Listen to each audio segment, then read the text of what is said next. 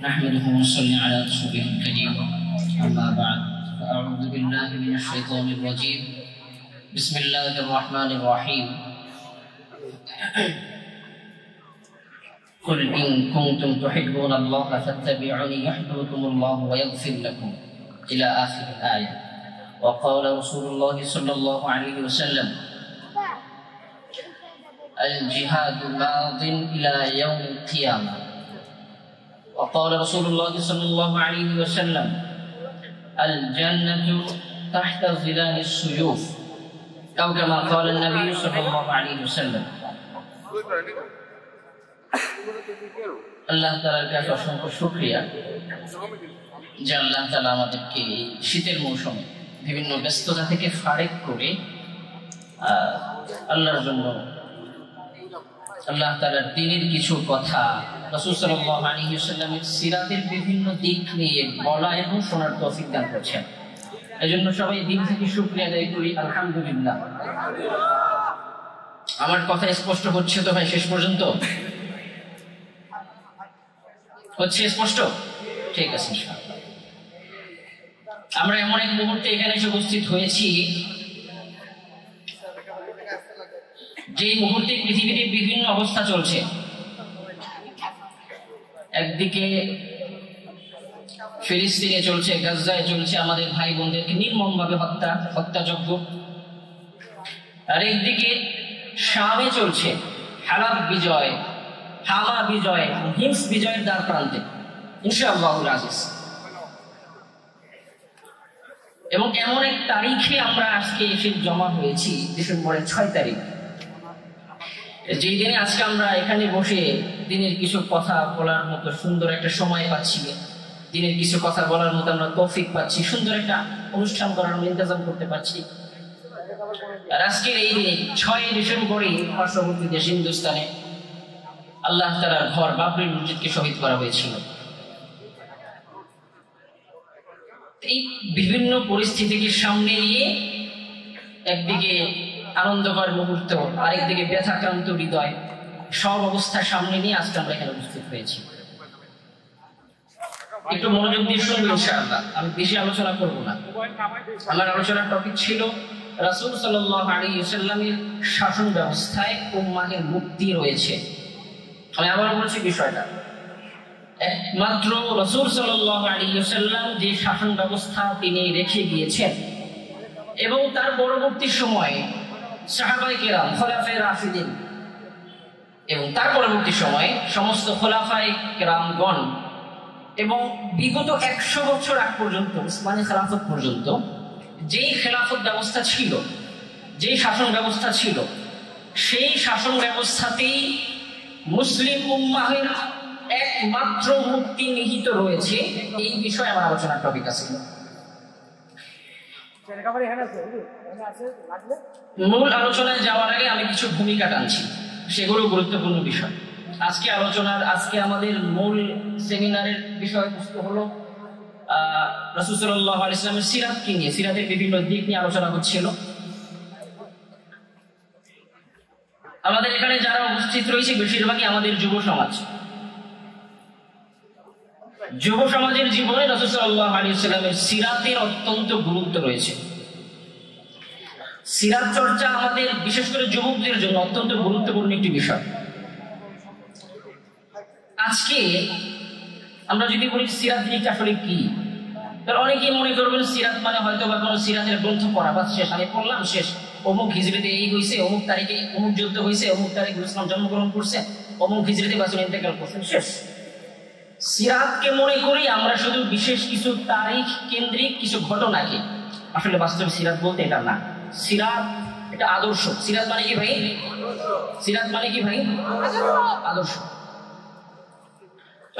রাসূল সাল্লাল্লাহু আলাইহি ওয়াসাল্লামের সমস্ত আদর্শকে আমরা যখন আমাদের জীবনের সব ক্ষেত্রে বাস্তবায়ন করতে পারবো, তখন আমরা বলতে পারবো যে হ্যাঁ, আমি সিরাত অধ্যয়ন করেছি, আমি সিরাত চর্চা করেছি। এই চর্চা বাদ দিলাম, সিরাত শুধু পড়া, সিরাতের কিতাবই তো আমরা অনেকে পড়ি না। আসরের পরে আমাদের মুহতারাম ভাই বলতেছিলেন, ইমরান রায়হান ভাই, যে সিরাতের কিতাবই আমাদের অনেক ভাই পড়ে না। কি আফসোসের বিষয়। তারা ডেল কার্নেগির তারা বয়ান সমগ্র পড়তে পারে, অমুক ব্যক্তির বয়ান সমগ্র পড়তে পারে, অমুক ব্যক্তির আত্মজীবনী পড়তে পারে, অমুক সাহিত্যিকের আত্মজীবনী পড়তে পারে, অমুক নেতার অসমাপ্ত আত্মজীবনী বাসায় বাসায় রাখতে পারে। কিন্তু যিনি ছিলেন সবার জন্য একমাত্র আদর্শ মহামানব রাসূল সাল্লাল্লাহু আলাইহি ওয়াসাল্লামের সিরাত গ্রন্থ আমরা কয়জন পড়ছি পরিপূর্ণভাবে? কয়জনই এটাকে আবশ্যক মনে করি যে আমাদের প্রত্যেকের ঘরে একটা বিশুদ্ধ সিরাতের গ্রন্থ থাকাটা জরুরি, প্রত্যেকের জন্য পড়াটা জরুরি।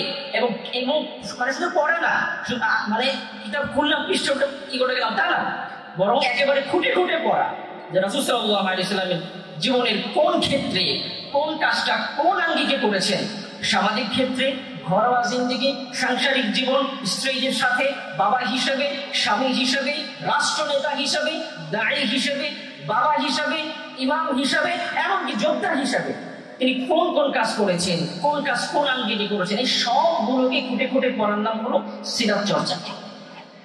বুঝতে পারতেছি ভাই? কথা বুঝতে পারতেছি? একটু মনোযোগ দিয়ে শুনবেন ইনশাআল্লাহ।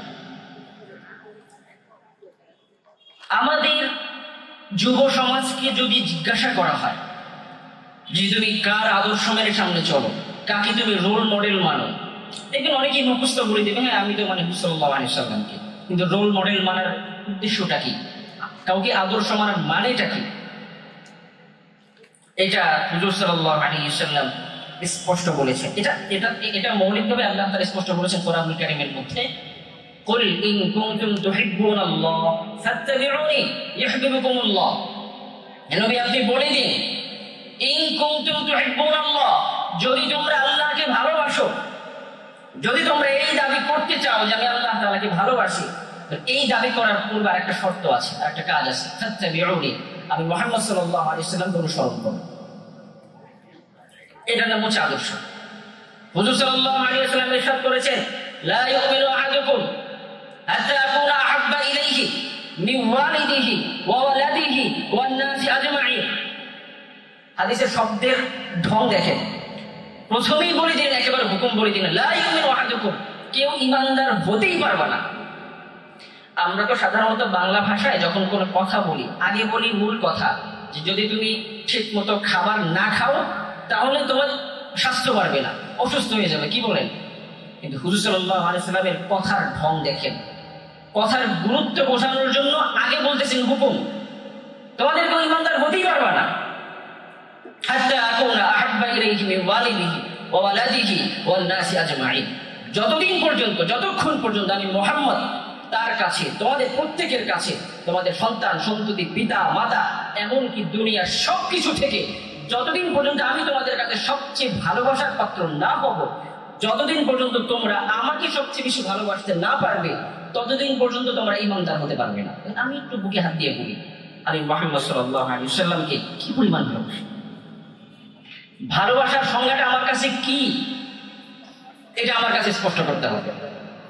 আজকে যুবকদের দেখি, একটু দেখেন, তাকিয়ে দেখেন, আপনাদের হয়তো বা এদিকে কম থাকতে পারে, গ্রাম দেশ, আমাদের শহরে আমরা অনেক দেখি, এখানেও আছে। কোন যুবক যখন অন্য কাউকে যখন ভালোবাসে, মহাব্বত করে, হোক সে কোনো খেলোয়াড় বা কোনো নায়ক, তার মতো চুল কাটে না ভাই, তার মতো পোশাক পরে, তার ছবি ট্যাটু করে আঁকে, তার নাম ট্যাটু করে, তার মতো স্টাইল করে, তার মতো চলতে চায়, তার খেলা দেখার জন্য রাতকে রাত জেগে থাকে, তার খেলা দেখার জন্য লাখ লাখ টাকা খরচ করে বিদেশ ভ্রমণ করে। এর নাম কি ভাই? ভালোবাসা। এটার নাম কি? এটার নাম কি ভাই? ভালোবাসা। প্রিয় দল যখন খেলায় হেরে যায় তখন তার কান্নায় বুক ফেটে যায়, এটার নাম কি ভাই? এটার নাম কি? ভালোবাসা। আমি যে দাবি করতেছি আমি মুহাম্মদ সাল্লাল্লাহু আলাইহি ওয়াসাল্লামকে ভালোবাসি, আমি তাকে আদর্শ মানি, একটু বুকে হাত দিয়ে বলি তো, ওই পরিমাণ ভালোবাসা তো দূরের কথা, এর কিঞ্চিত পরিমাণ ভালোবাসাও কি আমাদের অন্তরে আছে? আমাদের পোশাক আশাক, চাল চলন, কথাবার্তা, আমল, কোন কিছু থেকে আমরা কি হুজুর সাল্লাল্লাহু আলাইহি ওয়াসাল্লামকে সেই পরিমাণ আমরা কি মহব্বত করতে পারতেছি? আমরা কি তাকে সেই পরিমাণ ইত্তেবা করতে পারতেছি, অনুসরণ করতে পারছি? যদি না পারি তাহলে এই দাবি করা বৃথা যে আমি মুহাম্মদ সাল্লাল্লাহু আলাইহি ওয়াসাল্লামকে ভালোবাসি। আমি কিছু ঘটনা বলি, বাস্তব ঘটনা, তাহলে বুঝতে পারবেন ভালোবাসার পার্থক্যটা কি হয়। 2010 সালের ঘটনা, কিশোরগঞ্জের বাজিতপুরে একেবারে প্রত্যন্ত অঞ্চল হাওড়া এলাকাতে রমজান মাসে আমরা তাবলীগের সফরে গেলাম। তখন 10 বা 11 হবে, আমার তো খেয়াল নেই। রমজান মাসে হয়তো বিশ্বকাপ খেলা চলতেছিল, রমজান মাসে হয়তো। আপনারা যারা একটু বড় আছেন তারা অথবা জানেন, যারা ছোটরা জানে না। 2010 সালে বা 11 সালে রমজানে একটা বিশ্বকাপ ফুটবল খেলা ছিল আর কি। তখন হঠাৎ একদিন দেখতেছি রাতে মসজিদে কেউ নাই, সব যুবক, একেবারে পুরো মসজিদ খালি। ঘুম ভেঙে গেছে, দেখি একেবারে কেউ নাই, মানে মসজিদে একজন যুবকও নাই। সেহরির সময় সবাই আসছে মসজিদে ফিরা, দেখলাম কেউ কেউ কান্না করতেছে, আবার কেউ কেউ চুপ করে আছে, সেহরি খায় নাই। সবার মন খারাপ। কেন, কি হয়েছে? তাদের প্রিয় দল সেমিফাইনাল বা কোয়ার্টার ফাইনাল আপনার হেরে গেছে, বিশ্বকাপ থেকে বাদ হয়ে গেছে। কি হয়েছে ভাই বলেন, কি হয়েছে? বিশ্বকাপ থেকে হেরে গেছে। তার কোন প্রিয় ব্যক্তি মারা গেছে, তার কোন আত্মীয় মারা গেছে, কেউ না। তার কোন বন্ধু মারা গেছে, বা এমন কেউ কষ্ট পাইছে যে তাকে 1 টাকা দিছে, 100 টাকা দিছে, কেউ না। দূরবর্তী কোন দেশের এক বিধর্মী, খ্রিস্টান, ইহুদি, মুশরিক, এরা খেলায় হেরে গেছে, এই জন্য সে রমজান মাসে কান্নাকাটি করতেছে। এটার নাম কি ভাই? ভালোবাসা। এটার নাম কি? ভালোবাসা। বিপরীত দিকে আরেকটা ঘটনা শোনাই, ওইটার নামও ভালোবাসা। এটা 2014-15 সালের কথা। আমারও তাবলীগের সফর করা হয়। তখন জামাতের মধ্যে আমাদের ঢাকার জাহাঙ্গীরনগর ইউনিভার্সিটির কিছু যুবক ছিলেন, একেবারে তরুণ, আপনাদের মতো তরুণ ছিলেন। ওনাদের মনের মধ্যে অনেক স্বপ্ন ছিল, ভবিষ্যৎ নিয়ে অনেক আশা ভরসা আছে। ওনাদের মনের মধ্যে প্রেম ভালোবাসা নাম বস্তু আছে। দেখেন, সেখানে একজন যুবক, সে তখন জাহাঙ্গীরনগর ভার্সিটিতে পড়ে, একজন তরুণ যুবক। তাকে দেখতাম রাত বিরাত সে একলা উঠে সে প্রচুর কান্নাকাটি করতেছে। যখন কোনো আমল থাকতো না, সে মসজিদের ছাদে গিয়ে, গ্রাম দেশ মসজিদের, সে একেবারে ছাদে গিয়ে চুপচাপ বসে থাকতো। তার মন খুব খারাপ থাকতো। এবং মাঝে মধ্যে যখন দেখতাম যে তার খাবারের রান্নার দায়িত্ব থাকতো, স্বাভাবিকভাবে আপনি তাবলীগে গেলে খাবার রান্না করতে হবে। তো খাবারের রান্নার কারণে, দুপুরের খাবারের ব্যস্ততার কারণে যদি কখনো সুন্নত যদি তার ছুটে যেত, জোহরের আগে সুন্নত, তো মাসালা তো হলো যদি কোনো জোরের কারণে জোহরের আগে সুন্নত ছুটে যায়, তাহলে সে জোহরের পর পড়ে নিবে, এটাই তো সহজ কথা। কিন্তু সে জোহরের আগের নামাজ ছুটে গিয়েছে, এর কারণে সে প্রচুর কান্নাকাটি করতো। তো আমার এক পর্যায়ে মনে হলো সম্ভবত তার বাসায় কোনো সমস্যা চলতেছে, বা তার কোনো আর্থিক সমস্যা চলতেছে, এই কারণে সে কান্নাকাটি করে, বা তার মন খারাপ থাকে সবসময়। তো অনেকদিন যাওয়ার পরে আমি তাকে জিজ্ঞাসা করলাম, ভাই বাসায় কোনো সমস্যা চলতেছে বা আর্থিক কোনো সমস্যা, বলেন, আমরা পরামর্শ করি। তখন সেই যুবক উত্তর দিলেন যে হুজুর,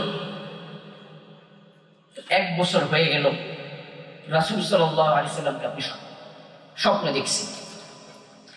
1 বছর পর্যন্ত তিনি আমার স্বপ্নে আসেন না।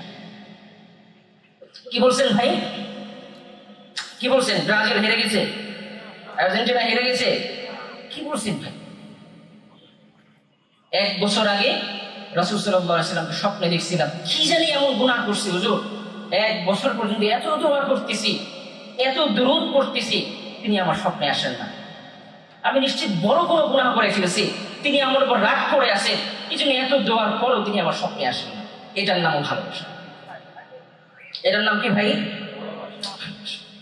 দেখেন আমাদের অন্তরে কি সেই পরিমাণ ভালোবাসা আসছে যে আমরা সুন্নত ছাড়ার কারণে আমাদের মনের মধ্যে কখন একটু হলো আঘাত দিছে, ভাই ভাই আমি তো রাসূলের সুন্নত ছেড়ে দিলাম। আমি কখনো কোনো সুন্নতের কাজ এইটা ভেবে করছি, এই কাজ আমার ভালোবাসার মানুষ, আমার প্রিয়তম ব্যক্তি মুহাম্মদুর রাসূলুল্লাহ সাল্লাল্লাহু আলাইহি ওয়াসাল্লাম করতেন। আমি কি কখনো মেসওয়াক করছি এটা ভেবে, এই মেসওয়াক রাসূল সাল্লাল্লাহু আলাইহি ওয়াসাল্লাম করতেন? আমি কি কখনো সুন্নত আদায় করছি, সুন্নত নামাজ পড়ছি শুধু এইটা ভেবে যে এই নামাজটা আমার মুহাব্বতের মানুষ রাসূল সাল্লাল্লাহু আলাইহি ওয়াসাল্লাম আদায় করতেন? কোন সুন্নতের কাজ করার সময় আমার মনের মধ্যে এই পরিমাণ শান্তি আসে, আলহামদুলিল্লাহ আমি এমন একটা কাজ করতে পারছি যেই কাজটা আমার ভালোবাসার মানুষ করতে। যেই পরিমাণ ভালোবাসা না আসে, তাহলে মুহাম্মদ সাল্লাল্লাহু আলাইহি ওয়াসাল্লামকে ভালোবাসার দাবি করা বৃথা। তরুণদের দেখেন, যে সমস্ত তরুণ অনেক খারাপ সম্পর্কে জড়িয়ে আছে, কোনো মেয়েকে ভালোবাসে, দেখেন ভালোবাসার মানুষের জন্য সে কি না করতে পারে, আত্মহত্যা পর্যন্ত সে করে গেল। তা আমি যে দাবি করতেছি আমি মুহাম্মদ সাল্লাল্লাহু আলাইহি ওয়াসাল্লামকে ভালোবাসি, আমি তার জন্য কি করলাম? ত্যাগ করা তো দূরের কথা, তার জন্য জান দেয়া তো দূরের কথা, আরামের সাথে সুন্নতও পালন করতে চাই না। না আছে পোশাকই সুন্নত, না আছে কথাই সুন্নত, না আছে আমলে সুন্নত, না আছে ঘরে সুন্নত। এই জন্য এটা হলো কথার ভূমিকা। সিরাত সেমিনার আমরা আয়োজন করতেছি, এই সমস্ত সিরাত সেমিনার থেকে আমাদের এই বিষয়গুলো অর্জন করতে হবে। আমি শুধু সিরাতের কিতাব পড়লাম, শুধু বললাম না ভাই, এটা মানে সিরাত না। সিরাত মানে হুজুর সাল্লাল্লাহু আলাইহি ওয়াসাল্লামের ভালোবাসাকে অন্তরের মধ্যে 100-তে 100 গেঁথে নিতে হবে। দেখবেন অনেক যুবকদেরকে দেখবেন তাদের ভালোবাসার মানুষের সাথে রাতের পর রাত তারা কথা বলে, আছে না ভাই? আছে কি না? দিনের মধ্যে যদি এমন কোনো মিনিট নাই যে মিনিটে যদি মেসেজ না দেয়, অনেকে এসে বলে মেসেজ না দেয়, অভিযোগ করে, সম্পর্ক নষ্ট হয়ে যায়। কি বলেন? যদি ভালোবাসার মানুষের সাথে কথাবার্তা না হয়, ভালোবাসার মানুষকে যদি স্মরণ করা না হয়, দুনিয়াতে যেমন সম্পর্ক নষ্ট হয়ে যায়। আমি যেমন মুহাম্মদ সাল্লাল্লাহু আলাইহি ওয়াসাল্লামকে ভালোবাসি, তার নামটা আমি কতবার স্মরণ করব? তা আমাদের সম্পর্ক আল্লাহ কেমনে টিকায় রাখবেন? মুহাম্মদ সাল্লাল্লাহু আলাইহি ওয়াসাল্লামের সাথে আমার যে একটা ভালোবাসার সম্পর্ক আছে, এই সম্পর্ক কেমনে টিকা থাকবে? আমি দিনের মধ্যে 100 বার দুরূদ পড়ি, 10 বার আমি তার কথা স্মরণ করি, তো দুনিয়াতে যদি 1000 বার স্মরণ করার পরও যদি অভিযোগ থাকে ভালোবাসার মানুষের যে আমাকে তুমি ঠিক মতো স্মরণ করো না, আমাকে তুমি ভুলে যাচ্ছ, অথচ প্রত্যেক সপ্তাহে রাসূল সাল্লাল্লাহু আলাইহি ওয়াসাল্লামের রওজা মুবারকে তার কাছে ফেরেশতা, 2 জন ফেরেশতা আমলনামা নিয়ে হাজির হয়। এই যে দেখেন হুজুর, আপনার অমুক বান্দা অমুক এলাকা থেকে অমুকের ছেলে অমুক আপনার উপর এতবার দুরূদ পড়েছে। এক বুজুর্গের ঘটনা বলি। এক বুজুর্গ, তিনি প্রতিদিন 1 লক্ষ দুরূদ পড়তেন। কতবার ভাই? কতবার? আমাদের কাছে অসম্ভব মনে হয়, কিন্তু সম্ভব এটা ওনাদের জন্য। 1 লক্ষ দুরূদ পড়তেন। কোন একদিন কোন কারণে, কোন ব্যস্ততায়, কোন বৈধ ব্যস্ততায়, কোন গাফলতি না, কোন গুনাহের কাজ না, কোন বৈধ ব্যস্ততায় পরপর 2 সপ্তাহ একটু কম পড়া হয়েছে। পরের সপ্তাহে তিনি হুজুর সাল্লাল্লাহু আলাইহি ওয়াসাল্লামকে স্বপ্নে দেখছেন। হুজুর বলতেছেন, কি ব্যাপার? গত সপ্তাহে ফেরেশতা এসে বললেন তুমি আমার উপর দুরূদ কম পড়ছো। আমাদের কি অবস্থা হয়েছে? যদি না হয় তার সাথে আমাদের ভালোবাসার সম্পর্ক বলেন কিভাবে টিকে থাকবে? কিভাবে আশা করবো যে কিয়ামতের দিন তিনি আমাদের জন্য সুপারিশ করবেন? কোন মুখে আশা করবো যে তিনি জান্নাতের দরজায় দাঁড়িয়ে তিনি আমাদেরকে অভ্যর্থনা করবেন? কোন মুখে দাবি করবো আমরা তার সাথে একসাথে থাকবো জান্নাতে? কোন মুখে দাবি করতেছি? সম্পর্কেই তো নাই তার সাথে আমাদের, জানেই তো না তার জীবনে, তার আত্মত্যাগ মুজাহাদায় জানেই তো না কিছু, কোন মুখে দাবি করবো? এই জন্য ভাই, এই সমস্ত সিরাত সেমিনার থেকে এই বিষয়গুলো শিক্ষা নেওয়াটা জরুরি। মুহাম্মদ সাল্লাল্লাহু আলাইহি ওয়াসাল্লামের ভালোবাসা অন্তরের মধ্যে গেঁথে নেওয়াটা জরুরি। আপনার বাবা মাকে, আপনার সন্তানকে কেউ যদি কষ্ট দেয়, আপনার কষ্ট লাগে না ভাই? ভাই কষ্ট লাগবে না? যে মুহাম্মদ সাল্লাল্লাহু আলাইহি ওয়াসাল্লামকে এত বারবার নাস্তিকরা বা ইসলাম বিরোধীরা তো গালিগালাজ করতেছে, অনেকের গায়েই লাগে না, অনেকে কোনো পাত্তাই দেয় না এইসব বিষয়কে। তো কিভাবে দাবি করতেছেন যে আপনি তাকে ভালোবাসেন? আপনার দিলে যদি তাকে একজন গালি দিচ্ছে, আপনার ভালোবাসার মানুষকে সে গালি দিচ্ছে, একজন ব্যক্তি গালি দিচ্ছে, তার প্রতি আপনার যদি ঘৃণা না আসে, আপনার অন্তর যদি না কাঁপে, আপনার চোখ থেকে যদি পানি না ঝরে, কোন মুখে দাবি করতেছি আমরা?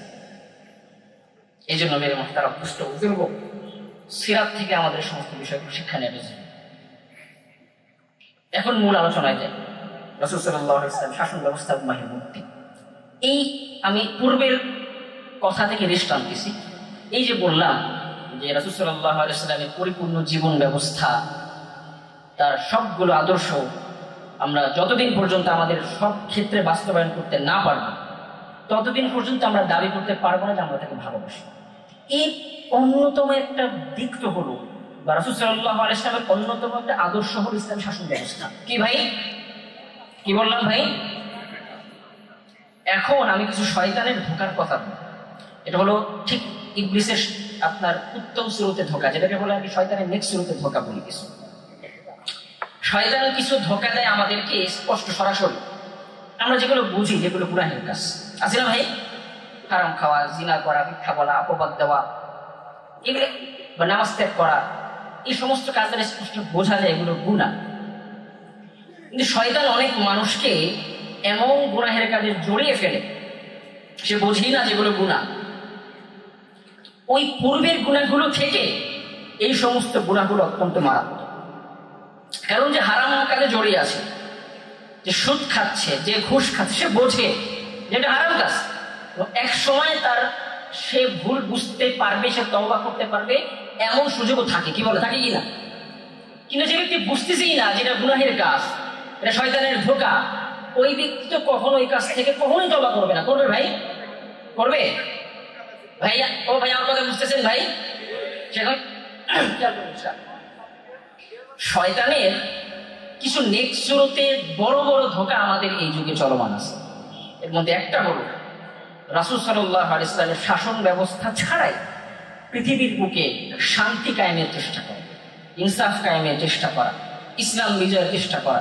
যেই পন্থায় রাসূল সাল্লাল্লাহু আলাইহি ওয়াসাল্লাম, সাহাবায়ে কেরাম, তাবেঈন, তাবেঈন, আইম্মায়ে মুজতাহিদিন, আমাদের সালাফগণ যেই পন্থায় পৃথিবীতে ইসলামী শাসন ব্যবস্থা কায়েম করছে, সেই ব্যবস্থাকে ত্যাগ করে, সেটাকে ছেড়ে দিয়ে, সেটাকে বর্জন করে অন্য কোন পন্থায় বছরের পর বছর, শত বছর হয়ে গেল, সেই পন্থায় পৃথিবীতে শান্তি কায়েম করার চেষ্টা করা সবচেয়ে বড় শয়তানের নেক্সট ধোঁকা।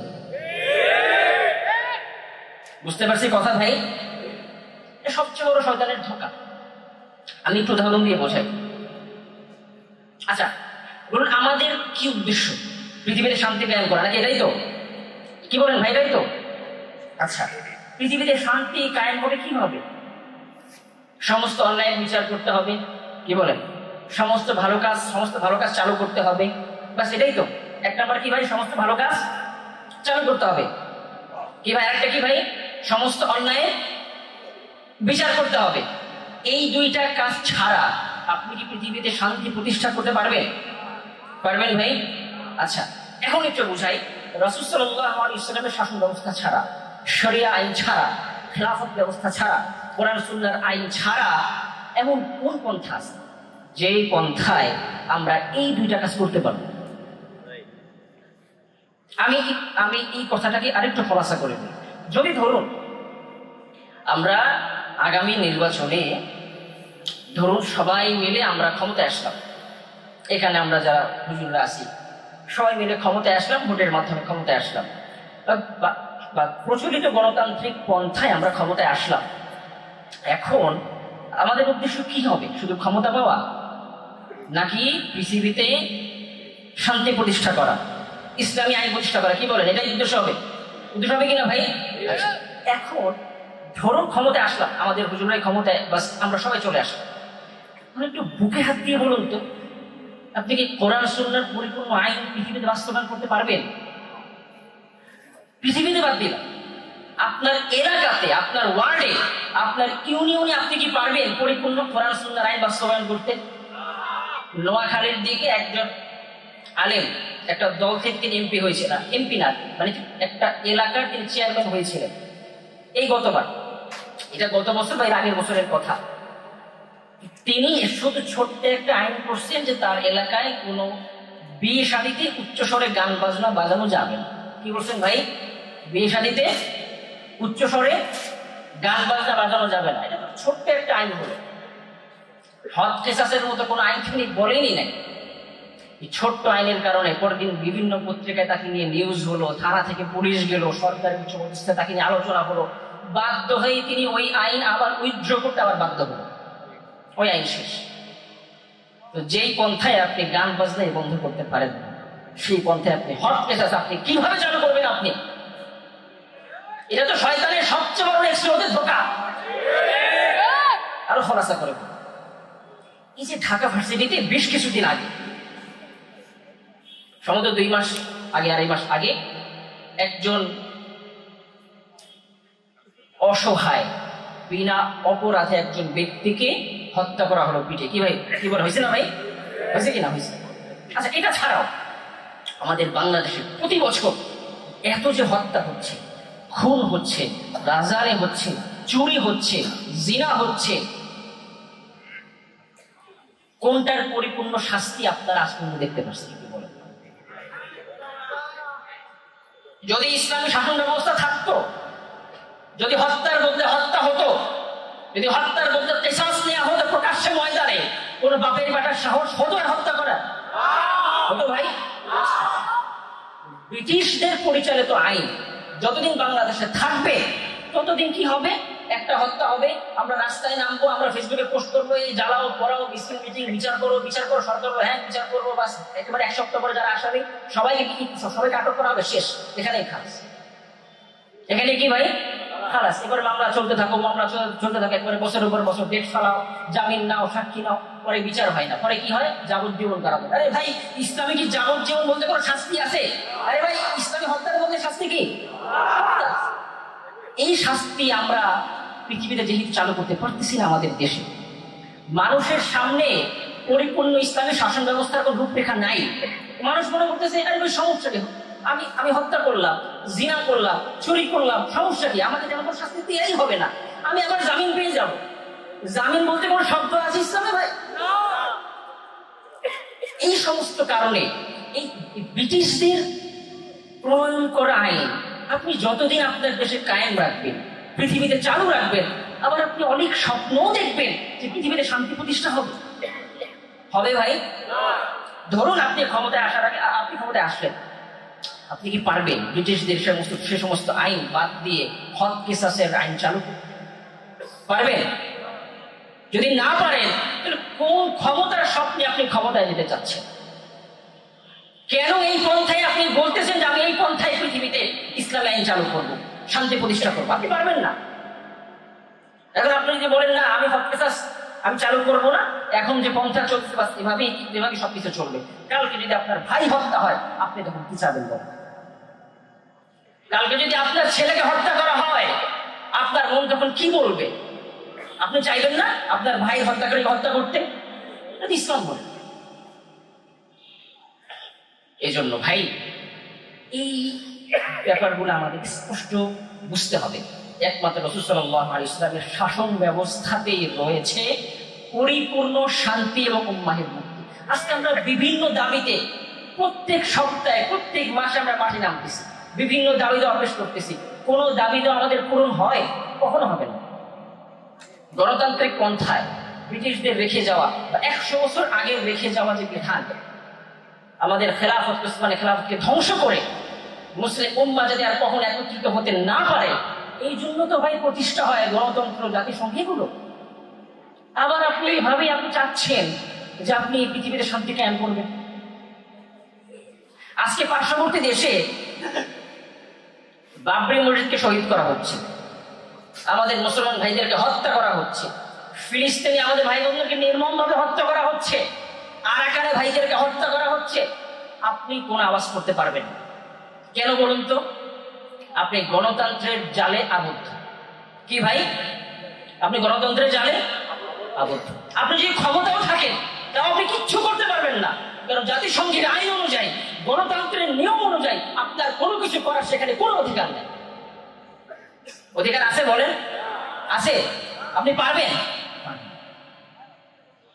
অথচ সেই সুদূর বসরা থেকে হযরত মুহাম্মদ বিন কাসিম রাহমাতুল্লাহি আলাইহি একজন মাত্র বোনের চিঠির কারণে 12,000 সৈন্য নিয়ে বসরা থেকে আসছেন হিন্দুস্তান বিজয় করতে। হিন্দুস্তান বিজয় করছেন। কোথায় এসে আসছে সে মুহাম্মদ বিন কাসিম? যতদিন পর্যন্ত গণতন্ত্রের জালে আমরা আবদ্ধ থাকবো ততদিন পর্যন্ত কোন মায়ের উদর থেকে মুহাম্মদ বিন কাসিম জন্ম নিবে না। যদি নেয়ও সে কখনো এক পাও সামনে আগাতে পারবেন না। গণতন্ত্র তাকে আটকে রেখে দিবে। আমরা যে আটকে রাখবো, আরে ভাই কেন যাও? সরকারের নিষেধ আছে। কি আছে ভাই? আইনের নিষেধ আছে। তোমাকে আটক করা হবে, জেলে বন্দি করা হবে, ফাঁসি দেওয়া হবে। কিন্তু যখন এ সমস্ত বেড়া জাল ছিল না, জাল ছিল না, তখন থেকে মুহাম্মদ বিন কাসিম সুদূর বসরা থেকে হিন্দুস্তানে আসছে। এখন এগুলো অসম্ভব ব্যাপার। এই জাল থেকে আমাদের মুক্তি হতে হবে। কি হতে হবে ভাই? এই জাল থেকে আমাদের মুক্ত হতে। আমি যদি চাই, আমি যদি আমার সন্তানের নিরাপত্তা চাই, আমার স্ত্রীর নিরাপত্তা চাই, আমার ভাইয়ের নিরাপত্তা চাই, তাহলে আমাকে এই পৃথিবীতে ইসলামী আইন চালু করতে হবে। যদি না করি কালকে আমারও বিপদ হতে পারে, আমার সন্তানেরও বিপদ হতে পারে, আমি কোনো সুষ্ঠু বিচার পাবো না, কখনই পাবো না, অসম্ভব ব্যাপার।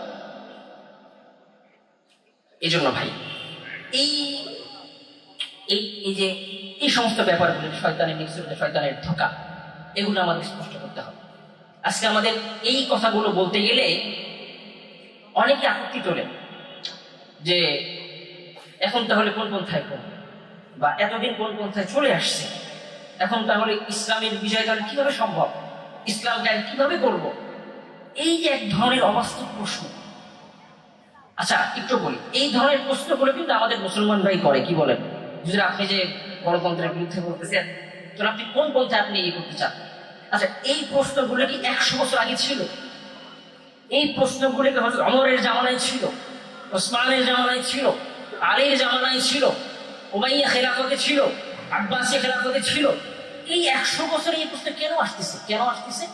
কারণ আমাদেরকে, আমাদের সন্তানদেরকে, আমাদের ভবিষ্যৎ প্রজন্মদেরকে বিভিন্ন মাধ্যমে, লেখায়, পাঠ্যপুস্তকে, বইয়ে, গল্পে, উপন্যাসে, নাটকে, ফেস্টুনে, সেমিনারে তাদের মস্তিষ্কের মধ্যে, মাথার মধ্যে, চিন্তা চেতনার মধ্যে ইসলাম বিদ্বেষী চিন্তা চেতনা এমন ভাবে ফিট করে দেওয়া হয়েছে, জিহাদ শব্দটাকে তাদের সামনে এমন ভাবে উপস্থাপন করা হয়েছে, জিহাদ, হক, কিসাস, এই শব্দগুলোকে, শরিয়াকে, খেলাফাকে, মুজাহিদ শব্দকে, এই সমস্ত শব্দগুলোকে তাদের সামনে এমন ভাবে উপস্থাপন করা হয়েছে যে আমরা এই সমস্ত শব্দ শুনলেই মনে করি খারাপ। জিহাদ শুনলে মনে করি জিহাদ মানে মারামারি, হত্যা। অথচ এক দেশ যে আরেক দেশকে দখল করতেছিল কোনো হত্যা নেই। জিহাদ মানে হত্যা, অথচ আমেরিকা যে বছরের পর বছর হামলা করতেছে ফিলিস্তিনে, কোনো হত্যা নেই। ইন্ডিয়া সরকার যে আমাদের ভাই বোনদেরকে নির্মমভাবে হত্যা করতেছে, মসজিদ শহীদ করতেছে, এটা কোনো হত্যা না। আওয়ামী লীগ, ছাত্রলীগ, যুবলীগ বছরের পর বছর আমাদেরকে যারা জুলুম করেছে, এটা কোনো অন্যায় না। জিহাদ শব্দটাই খারাপ। কি ভাই, শুধু জিহাদ শব্দটাই খারাপ। আমাদের ইসলামপন্থীদের মধ্যেও এমন চিন্তাধারা আছে। কেন? আমরা ছোটবেলা থেকে আমাদের পাঠ্যপুস্তকে, বইয়ে, উপন্যাস, গল্প, নাটক, বিভিন্ন ক্ষেত্রে এই সমস্ত শব্দ, এই সমস্ত কাজগুলোকে এমন ভাবে উপস্থাপন করা হয়েছে আমাদের সামনে, আমরা এখন জিহাদ মনে করি খারাপ একটা কাজ। হক কেসা ভাই, হত্যার মধ্যে তুমি হত্যা করে ফেলবা, এটা কোনো কথা? একজন হত্যা করার সমস্যা, মাফ করে দাও। অথচ যুগের পর যুগ যে মানুষকে হত্যা করা হচ্ছে, এটা কোনো অন্যায় না। হত্যার বদলে হত্যা করতে গেলে অন্যায়। দেখবেন অনেকে আপত্তি তুলে ইসলামের বিধানগুলো অনেক খারাপ, হত্যার বদলে হত্যা করতে গেলে কথা নাকি? হক কেসাস, মানুষ জিনা করছে, মানুষের একটু বাইরে গেছে, এই কারণে সে জিনা করছে, সমস্যা কি? এই কারণে কি করে ফেলবো, তাই পাথর মারবা? আরে ভাই, জিনার শাস্তি পৃথিবীতে এখন যেহেতু প্রচলন নাই, এই কারণে প্রত্যেক সপ্তাহে সপ্তাহে, বছরের পর বছর এক একটা খারাপ কাজ হচ্ছে, জিনা হচ্ছে, ব্যভিচার হচ্ছে। কোন জিনা ব্যভিচারের শাস্তি আমরা কখনো দেখেছি? কখনো দেখেছি ভাই? মানে জিনা ব্যভিচার করা কোনো খারাপ কাজ না, কিন্তু এইটার বিচার করতে গেলেই খারাপ। হত্যা করা খারাপ কাজ না, হত্যার বদলে হত্যা করতে গেলেই খারাপ। তুমি চুরি করো, কোন সমস্যা নেই। আমাদের অনেকের ফোন চুরি হয়ে যায় বা ছিনতাই হয়ে যায়, আমরা তখন বলি কি কষ্ট। কি বলেন? একটা ফোনের মধ্যে কত নাম্বার থাকে, কত ডকুমেন্টস থাকে, হারায় গেলে বোঝা যায়, তখন আফসোস লাগে। ওই সময় কিন্তু আমরা আবার ঠিকই বলি, ইস, আজকে যদি ইসলামী আইন থাকতো, এই চোরের হাতটা আমি কাটতে পারতাম। তখন বুঝে আছে শরীয়ত আইনের বাস্তবতা, রাসূল সাল্লাল্লাহু আলাইহি ওয়াসাল্লামের রেখে যাওয়া শাসন ব্যবস্থার ফায়দা, উপকারিতা আমাদের তখন বুঝে আসে।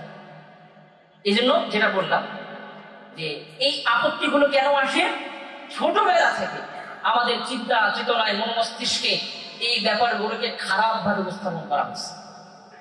অথচ হাদিসের মধ্যে হুজুর সাল্লাল্লাহু আলাইহি ওয়াসাল্লাম স্পষ্ট বলেছেন, আল জিহাদু মাযিন ইলা ইয়াউমিল কিয়ামা। কি বলেছেন ভাই? আল জিহাদু মাযিন ইলা ইয়াউমিল কিয়ামা, জিহাদ চলবে কিয়ামত পর্যন্ত। বলেন নাই জিহাদ চলবে আব্বাসী খেলাফত পর্যন্ত বা ওসমানী খেলাফত, এটা বলেন নাই। এই জন্য মেরে মুহতারাম দোস্ত বুজুর্গ, প্রথম আপত্তির জবাব এটা। এরপরের কথা দেখেন, আমাদের সামনে এখন বিভিন্ন উপমা আছে, আমরা চাইলেই উদাহরণ দিতে পারবো যে হ্যাঁ দেখো এই পন্থায় পৃথিবীতে ইসলামী শাসন ব্যবস্থা কায়েম করা যায়। কি বলেন ভাই? আমাদের সামনে আছে না ভাই? আছে না? আফগানিস্তানে আছে, এখন হচ্ছে শামে হাল বিজয় হলো, হামা বিজয় হলো, হিংসা বিজয় হচ্ছে ইনশাআল্লাহ। শাম বিজয় হবে, শামে আমাদের সাইয়্যিদুনা ঈসা আলাইহিস সালাম নামবে, আমরা পৃথিবীতে আবার ইসলাম কায়েম করে দেখিয়ে দেব ইনশাআল্লাহ। এই জন্য আসলে যত যাই বলো ভাই, আপনারা বোমা দেখান কিভাবে করতে, এই যে আমাদের সামনেই তো বোমা। কি বলেন ভাই? আমাদের সামনে কি বলেন? আমাদের সামনে আসে না বোমা? আসে না বোমা ভাই? অসংখ্য বোমা। কিভাবে বিজয়? আপনি যতদিন পর্যন্ত কাফের মুশরিকদের তৈরি করা বিধানে আপনি ক্ষমতায় থাকবেন, ততদিন আপনি হাজারো চাইলেও ইসলামী বিধান কায়েম করতে পারবেন? পারবেন? তাহলে কোন পন্থায়? সংক্ষেপে বলি, ধরুন আপনি, আমি কথাটা একটু অন্যভাবে বুঝাই। ধরুন আপনি কোনো খেলার মাঠে আপনি খেলতে যাবেন, আপনি এলাকার বড় ভাই খেলতে যাবেন, এখন আপনাকে কেউ খেলায় নিচ্ছে না। এখন আপনি যদি স্বাভাবিকভাবে আপনি যদি খেলার কোনো দলে ঢুকেন, আপনি হয়তো ব্যাটিং পেতেও পারেন বা নাও পেতে পারেন, আছে কিনা ভাই? আপনি যদি একটু ক্ষমতা দেখায় যান যে আমি এলাকার বড় ভাই, হ্যাঁ আমি অমুক দলের নেতা, আপনাকে সবাই খেলতে দিতে বাধ্য না ভাই? কি বাধ্য কিনা ভাই খেলতে দিতে? ক্ষমতা দখল করতে হবে। কি করতে হবে ভাই? কি করতে হবে? আফগানিস্তানে দেখেন, আফগানিস্তানের ভাইরা এই যে এখন একের পর এক আস্তে আস্তে তারা বিভিন্ন আইন তারা প্রণয়ন করতেছেন, বা চালু করতেছেন, পর্দার বিধান, বিভিন্ন বিধান চালু করতেছেন। কোন বাপের বেটার সাহস আছে এই কথা বলার না আফগানিস্তানের মাটিতে ইসলাম আইন চলবে না? কেউ বলতে পারবে? বলে তো কেন পারবে না? বলেন কেন পারবে না? তারা কারো দয়ায়, কারো ভোটে তারা ক্ষমতায় আসে। আমি একটা কথা বলি, ধরুন আপনি যদি ক্ষমতায় আসেন আগামী নির্বাচনে, আপনাকে ভোট দিবে কারা? আপনাকে শুধু ইসলামপন্থীরাই ভোট দিবে? বাংলাদেশ ইসলামপন্থী কয়জন ভাই? কয়জন ভাই? কয়জন? 100 ভাগের 10% পরিপূর্ণ ইসলাম পার্সেন্ট। কত ভাই? ঠিক উল্টা। আমরা যতটা বলি 100 ভাগের 90 ভাগ মুসলমান, ইসলামপন্থী মুসলমান ঠিক এর উল্টা, 100 ভাগের 10 ভাগ। কত ভাই? 10 ভাগ। ধরুন আপনাকে ভোট দিলে আপনি বিজয় হলেন, তার মানে আপনি এটা বিশ্বাস করেন যে আপনাকে শুধু ইসলামপন্থীরাই ভোট দিয়েছে? না, আপনাকে সেকুলাররা ভোট দিবে, কাফের মুশরিক ভোট দিবে, নাস্তিক ভোট দিবে, হিন্দু ভোট দিবে, বৌদ্ধ ভোট দিবে, খ্রিস্টান ভোট দিবে। কি বলেন ভাই, দিবে কিনা? আপনি তাদের ভোটে ক্ষমতায় এসে আপনি তাদের বিরুদ্ধে আইন করবেন, ওনারা আপনাকে ক্ষমতা থাকতে দিবে? দিবে? দিবে সর্বোচ্চ 5 বছর, এরপরে কি করবেন? আবার শেষ ক্ষমতা। তার মানে আপনি কি শুধু 5 বছরের জন্য আপনি শুধু ক্ষমতা থাকতে আসছেন নাকি? আফগানিস্তানে কোনো বাপের বেটার বলার সাহস আছে যদি 5 বছর পর ক্ষমতা থেকে নেমে যাবে? আছে ভাই? আছে? এই পার্থক্যগুলো আমাদের বুঝতে, আমরা কোন পন্থায় আগাচ্ছি, আমরা আসলে কি চাই? শুধু ক্ষমতা দখল মাত্র 5 বছরের জন্য, বাস, তাহলে কোনো কথা নেই, বাস আপনি সঠিক পথে আগাচ্ছেন। যদি উদ্দেশ্য থাকে না আমি পৃথিবীতে পরিপূর্ণ ইসলামী, আমার রাষ্ট্রে আমি পরিপূর্ণ ইসলামী শাসন ব্যবস্থা আমি কায়েম করি, তাহলে আপনি যে পথে আগাচ্ছেন বন্ধু, সেই পথ ভুল। কি ভাই, সেই পথ কি? আচ্ছা, এখন আমাদের কি করণীয়? এই কথাগুলো বললে অনেক কি বলে, তাহলে আপনারা কি বলছেন আমরা আজকেই মাঠে নিয়ে যাবো?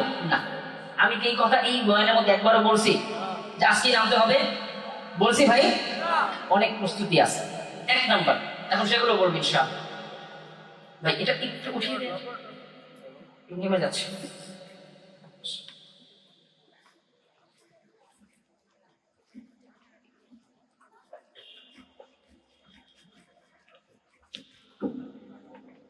ঠিক আছে,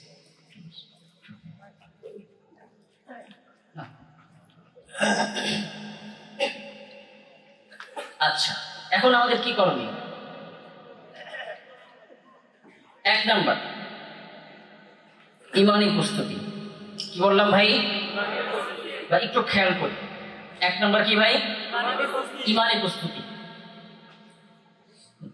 বিশেষ করে জিহাদের বিজয়ের জন্য ইমানি শক্তিটা সবচেয়ে বেশি জরুরি। দেখেন বদরের যুদ্ধের সময় মাত্র 313 জন সাহাবীর বিপরীতে 1000+ কাফের মুশরিকদের বিরুদ্ধে যে তারা তারা বিজয় লাভ করলেন, এটা কোন শক্তির বলে তারা পেরেছিলেন?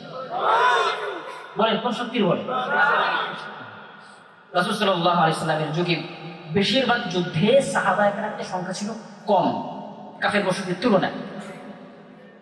কোন শক্তি বলে তারা বিজয় লাভ করতেন? বলেন কোন শক্তি বলে ভাই? ইমানি শক্তি বলে। ইমানি প্রস্তুতি নিতে হবে। ইমানি প্রস্তুতি কি? আগে আমাদের ইমানকে মজবুত করতে হবে আল্লাহর প্রতি, আল্লাহ রাসূলের প্রতি, আল্লাহ তাআলার বিধানের প্রতি, কোরআন সুন্নাহর আইনের প্রতি। আগে আমাদের বিশ্বাস আনতে হবে যে না, বাস্তবে রাসূল সাল্লাল্লাহু আলাইহি ওয়াসাল্লামের শাসন ব্যবস্থার মধ্যে, কোরআন সুন্নাহর আইনের মধ্যেই রয়েছে পৃথিবীর শান্তি, অন্য কিছুতে না। আছে ভাই, আছে নাকি ভাই? এই ইমানটুকু, এই আস্থাটুকু আগে আমাদের মধ্যে আনতে হবে। ইমান মজবুত করতে হবে। ইমান যদি মজবুত না থাকে তাহলে জিহাদের ময়দানে যুদ্ধ তো করা দূরের কথা, কাফেরদের অস্ত্র থেকে আপনি পলায় যাবেন। কি বলেন ভাই, ঠিক কিনা? এই জন্য আগে ইমানের প্রস্তুতিটা জরুরি ভাই। এই কথাগুলো এখন বলা জরুরি, সময় তো হয়ে গেছে ভাই। হিন্দুস্তানে গাজওয়াতুল হিন্দের ডামাল বাজতেছে, শাম তো বিজয় হয়ে গেল ভাই, ঈসা আলাইহিস সালাম চলে আসতেছে ইনশাআল্লাহ। যুদ্ধে তো নামতে হবে। এতদিন বলি নাই, আর কতদিন চুপ থাকবো আমরা ভাই? এখন তো বলতে হবে, এখন তো আমাদের প্রস্তুতি নিতে হবে ভাই ইনশাআল্লাহ। এক নম্বর কি বললাম? প্রস্তুতি ভাই, ইমানের অত্যন্ত জরুরি। এখন থেকে আমরা ইমান ঠিক করে ফেলবো, ইমানি মুজাকারা করবো, আমল ঠিক করে ফেলবো, গায়ে সুন্নত জড়াবো, আমলে সুন্নত নিয়ে আসবো, সবকিছুতে আমরা ইমান আমলটা ইনশাআল্লাহ আমরা মজবুত করে ফেলবো। ঠিক আছে ইনশাআল্লাহ ভাই? 2 নম্বর প্রস্তুতি, এটা হলো মানসিক প্রস্তুতি। কি বললাম ভাই? মানসিক প্রস্তুতি। এখন থেকেই মানসিক ভাবে এক ধরনের প্রস্তুতি আমাদের নিয়ে নিতে হবে, সে সামনে আমাদের ময়দানে ইনশাআল্লাহ নামতে হতে পারে। এর জন্য যাবতীয় মানসিক প্রস্তুতি আমাদের এখন থেকে নিতে হবে। কষ্ট করতে হবে, বিভিন্ন পরিস্থিতি আমাদের সামনে আমাদের আসবে, কষ্ট, মুজাহাদা, পরিবার ত্যাগ করতে হবে, সংসার ত্যাগ করতে হবে, চাকরি চলে যাবে, আরামায় সব বিলীন করতে হবে। এই ধরনের মানসিক প্রস্তুতি আমরা বিভিন্ন জিহাদের ঘটনা, যুদ্ধের ঘটনা আমরা শুধু কিতাবে পড়েই যাই, যে কখনো কি ওই চিন্তাগুলা আমাদের মাথায় আসছে এই ধরনের কষ্ট একসময় আমাদেরও করতে হতে পারে। আরে ভাই হবে, ভাই হবে, শীঘ্রই হবে ইনশাআল্লাহ। আর কতদিন চুপ থাকবেন ভাই? আর কতদিন হাত গুটিয়ে বসে থাকবেন? বাবরি মসজিদ শহীদ করা হলো এত বছর পর বছর, কত আমাদের জীবনে কত ডিসেম্বর চলে গেল, কত 6 ডিসেম্বর চলে গেল। আমরা শুধু আন্দোলন করে যাই, আমরা শুধু আফসোস করি, আমাদের বাবরি মসজিদ শেষ। আর কতদিন এমন করবো ভাই? কতদিন আমার রবের ঘরে আমার রবের সাথে শরীক করা হবে? যেখানে আজকে বলার কথা ছিল আল্লাহু আকবার, সেখানে আজকে বলা হচ্ছে জয় শ্রীরাম। কতদিন কতদিন শুধু বলবো আল্লাহ একজন মোহাম্মদ বিন কাসেম পাঠান, একজন নুরুদ্দিন জঙ্গি পাঠান, একজন তারেক বিন জিয়াদ পাঠান, একজন খালেদ সাইফুল্লাহ পাঠান। কতদিন বলবো? আমরা কবে নামবো? এই জন্য ভাই এই ধরনের মানসিক প্রস্তুতিগুলো এখন থেকে নেওয়া অত্যন্ত জরুরি। আপনারা যারা আন্তর্জাতিক খোঁজখবর রাখেন, পেপার পত্রিকা পড়েন, ইউটিউবে দেখেন, আপনারা তো অবশ্যই আমার চেয়ে ভালো অবগত। বৈশ্বিক পরিস্থিতি ভালো না, ভালো ভাই, ভালো না। পৃথিবী তার শেষ বয়সে এসে পড়েছে, এজন্য মানসিক প্রস্তুতি নিতে হবে। ঠিক আছে ইনশাআল্লাহ ভাই? নাম্বার 3 সবচেয়ে জরুরি বিষয়, ইআদাত। কি বললাম ভাই? ওয়া'ইদ্দু লাহুম মাসতাতা'তুম মিন কুওয়া ওয়া মিন রিবাতিল খায়র, ওয়া'ইদ্দু লাহুম মাসতাতা'তুম মিন কুওয়া। জিহাদের জন্য প্রস্তুতি নেওয়া একটা আবশ্যক বিষয়, একটা ফরজ বিধান। এটাকে আমরা জানি ভাই, আবশ্যক বিধান। আল্লাহ স্পষ্ট বলেছেন ওয়া'ইদ্দু লাহুম, তোমরা প্রস্তুতি নাও মাসতাতা'তুম, তোমাদের সামর্থ্য অনুযায়ী। এটাটা কি আসল? এখন থেকে একেবারে পিস্তলকে ধুমধারাক্কা করবেন তা না। ইদাদের অনেক ধাপ আছে, শারীরিক প্রস্তুতি নিতে হবে। 1 নম্বর কি বললাম ভাই? শারীরিক। শরীরের মেদ কমিয়ে ফেলে, ঘুম খাবার নিয়ন্ত্রণ করে ফেলে। যাদের পেটের ভুঁড়ি বেশি হয়ে গেছে, হাঁটতে পারে না ঠিক মতো, তারা ব্যায়াম করে, শুরু করে দেন এখন থেকে ইনশাআল্লাহ। ভাই দৌড়াতে হবে তো, কি বলেন, হবে না দৌড়াতে ভাই? দৌড়াতে হবে, প্রস্তুতি নিয়ে ফেলেন ইনশাআল্লাহ। শারীরিক প্রস্তুতি ভাই আশ্চর্যের কথা, আমরা অনেক ইউটিউব ভিডিওতে দেখি ইন্ডিয়াতে রাষ্ট্রীয়ভাবে বা বিভিন্ন সংগঠনের পক্ষ থেকে, ইসকনের পক্ষ থেকে, আমাদের বাংলাদেশেও হয়, তারা ছোট ছোট বাচ্চাদেরকে তারা শারীরিক প্রস্তুতি তারা আগে থেকে শিখিয়ে রাখতেছে। কাফের মুশরিকরা, ইহুদিরা ছোট ছোট বাচ্চাদেরকে, চায়নাতে দেখা যায় বা চীন জাপানে এসব জায়গায় দেখা যায়, ছোট ছোট বাচ্চাদেরকে তারা একেবারে ছোটবেলা থেকে সব শিখিয়ে ফেলতেছে। আমাদের বাচ্চারা 20 বছর হয়ে যায়, তারা একটা ওয়াল টপকাতে পারে না। ঘোড়ায় চড়বো তো দূরের কথা, কি করতে পারে না ভাই? একটা ওয়াল টপকাতে পারে না। 1 ইটের ওয়ালের উপর হেঁটে হেঁটে বল আনতে যাবে। আমরা দেখতাম অনেক খেলার সময়, যাদেরকে আমরা বলি ঢাকার ফার্মের মুরগি, যারা একটু স্বাস্থ্যবান, বড় লোকের ছেলে, হাঁটতে চলতে পারে না, খেলার বল পড়ে গেছে, 1 ইটের ওয়াল পার হয়ে বল নিয়ে আসছে, ভয় পাইতেছে। আমাদের মধ্যে এমন যারা আছি, এখন থেকে প্রস্তুতি নিতে হবে। হবে কিনা ভাই? ঘুম খাবার নিয়ন্ত্রণ করতে হবে। ভাই কি বললাম? ঘুম খাবার আমি কমাতে বলি নাই, নিয়ন্ত্রণ করতে হবে। শারীরিক ব্যায়াম করতে হবে। শারীরিক ব্যায়ামের অনেক ধরন আছে, আপনারা আমার চেয়ে ভালো জানেন। শারীরিক ব্যায়াম মানে সকালে হাঁটা, ব্যায়াম করা, শারীরিক কসরত শিখিয়ে ফেলা, জিম করা। আমি জিম বলতে একেবারে বডি বানানো তা না, এটা আবার আরেক ধরনের বিরক্তিকর অভ্যাস। জিম করে বডি ফুলিয়ে এমন করবেন না যাতে হাত পিছনে নিয়ে আপনি আপনার পিঠ চুলকাতে পারেন না, এমন করার দরকার নেই। কি করবেন? শরীর ফিট রাখবেন। কি রাখবেন ভাই? শরীর ফিট রাখবেন। ঠিক আছে ইনশাআল্লাহ ভাই? কায়দা করতে হবে। যা যা শেখা দরকার এগুলো শিখে ফেলবেন। ঠিক আছে ইনশাআল্লাহ ভাই? 1 নাম্বার কি বললাম তাহলে? ইমানের প্রস্তুতি। কি বললাম ভাই? নাম্বার 2 কি বলছিলাম? মানসিক প্রস্তুতি। নাম্বার 3 কি বললাম? কি বলেছি? শারীরিক প্রস্তুতি। এটা অত্যন্ত জরুরি একটা বিষয় আমাদের জন্য। নাম্বার 4, এটাকে আমি 4 নম্বরে আনলাম এই জন্য না যে এটার গুরুত্ব কম, এটার গুরুত্ব সবচেয়ে বেশি, বরং এই ব্যাপারে লম্বা আলোচনা করবো, কিন্তু একেবারে শেষে আনবো। দাওয়াত। কি ভাই? কি ভাই? আপনি যদি দাওয়াতের কাজ না করেন, আপনি কালকে যদি ময়দানে ডাক দেন, আপনার ডাকে 10 জন লোক আসবে না। আসবে ভাই? আসবে। দাওয়াতি ময়দান তৈরি করতে হবে। দাওয়াত দিতে হবে কিসের? ঈমান, আমলে, রাসূল সাল্লাল্লাহু আলাইহি ওয়াসাল্লামের সুন্নাত, রাসূল সাল্লাল্লাহু আলাইহি ওয়াসাল্লামের শরীয়তের। তাকে শরীয়তের গুরুত্ব বোঝাতে হবে, খেলাফার গুরুত্ব বোঝাতে হবে, কোরআন সুন্নাহর গুরুত্ব বোঝাতে হবে। আজকে আমাদের যুবকরা দাওয়াতের কাজ করতে চায় না। দাওয়াতকে তারা মনে করে জিহাদের পথ অন্যতম বাধা। দেখবেন আছে অনেক যুবক, কি বললাম ভাই? অনেক যুবক কি বলে, আর কতদিন দাওয়াত দিব? দাওয়াত হলো জিহাদের পথ, আমাদের জিহাদের জন্য বাধা। রে ভাই, দাওয়াত যদি না দেন, দাওয়াত দিয়ে আপনি যদি লোক তৈরি না করেন, আপনি তো কালকে 10 জন লোক আপনি পাবেন না ময়দানে। পাবেন ভাই? পাবেন।